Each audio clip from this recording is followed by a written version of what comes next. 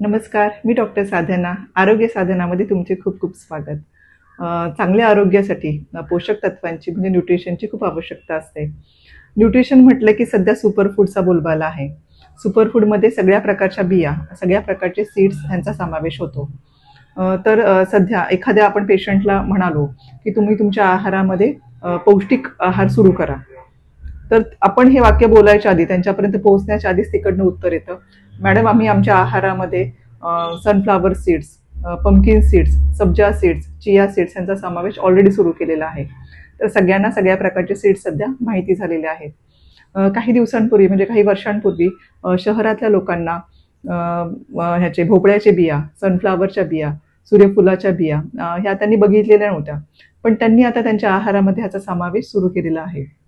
तर कोणताही नवीन पदार्थ आपण आपल्या डेली रुटीनमध्ये सुरू करताना त्याचे प्रॉपर्टीज काय आहेत, त्याचे गुणधर्म काय आहेत, ते आपल्या प्रकृतीसाठी योग्य आहेत का याचा विचार करून, अभ्यास करून, आपल्या डॉक्टरांशी बोलून आपण ते आपल्या डेली रुटीनमध्ये आपण शक्यतो चालू करावं.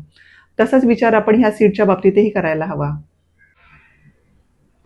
तर चिया सीड्स आणि सब्जा सीड्स ह्या दोन बियांमध्ये बऱ्याच जणांचा गोंधळ होतो. चिया सीड्स आणि सब्जा सीड्स दोन्ही सेमच आहेत का, दोन्ही एकच आहे का? अजिबात नाही. चिया सीड्स आणि सब्जा सीड दोन्ही एकमेकांपासून पूर्णपणे वेगळ्या आहेत.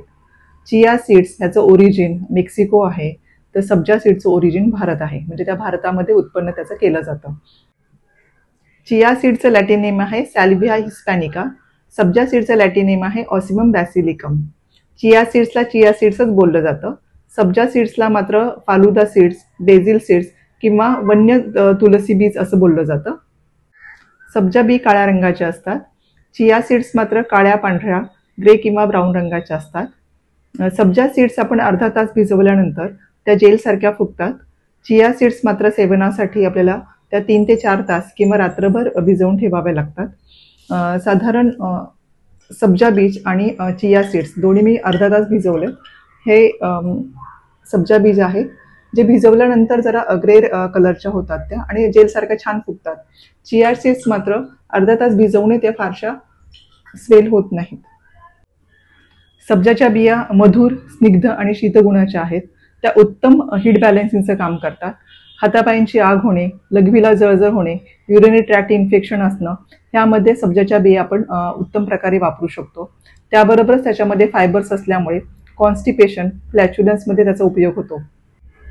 Chia seeds good source of omega 3 fatty acids आहेत, त्यामुळे ज्यावेळी इन्फ्लामेशन आहे तेव्हा आपण चिया सीडचा उपयोग करू शकतो. हार्ट रिलेटेड काही समस्या असतील, कोलेस्ट्रॉलच्या समस्या असतील तर आपण चिया सीडचा उपयोग करावा.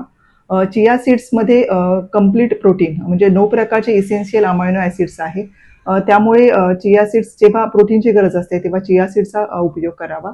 त्याचबरोबर मायक्रोन्यूट्रियंट्स म्हणजे कॉपर, मॅग्नेशियम, सेलेनियम ह्यांचा चिया सीड्समध्ये समावेश आहे.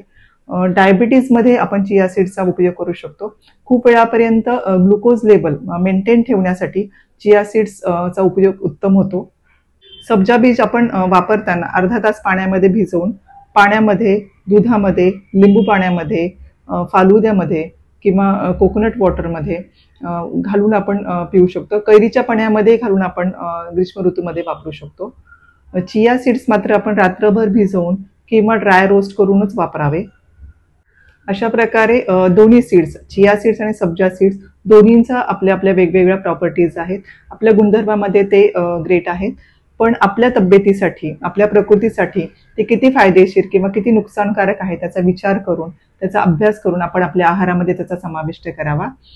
स्वस्थ रहा, आरोग्याची काळजी घ्या. भेटूया पुढच्या व्हिडिओमध्ये.